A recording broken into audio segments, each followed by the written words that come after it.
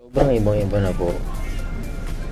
Bago ako mag-umpisa ng mutya, hindi ko alam saan ako pupunta. Hindi ko alam kung paano ako mag-uumpisa sa pangarap ko. Hindi ko alam kung saan ako papasok na extra.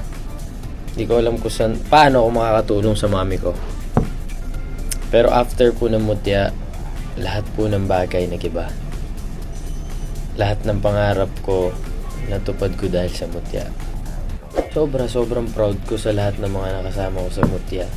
Kasi bawat isa po sa amin may ginagawa na parang halos lahat po sila kasabay ko nagsimula. Lahat po kami nangangarap, lahat po kami excited ng makaarte, lahat po kami gusto matuto, lahat po kami gusto makasali sa isang serye or kahit maliit man lang na role, magawa po namin kasi pangarap namin lahat to. Tapos ang saya lang, ang sarap sa pakiramdam kasi makikita mo bawat isa po sa amin kahit hindi kami magkakasama sa ibang shows, lahat po kami may ginagawa. Kaya sobrang saya, sobrang sarap sa pakiramdam.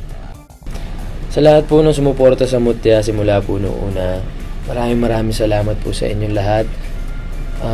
Dahil po sa inyo, dahil sa suporta nyo, lahat po kami dito sa mutya nabago yung buhay. Dahil po sa inyo, natupad namin yung mga pangarap namin.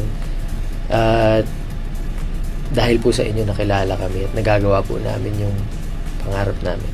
Maraming salamat po sa inyong lahat. And abangan nyo po itong season 2, itong book 2 ng Mutya na Section E. Madami pa po kayong dapat abangan. And ayun lang.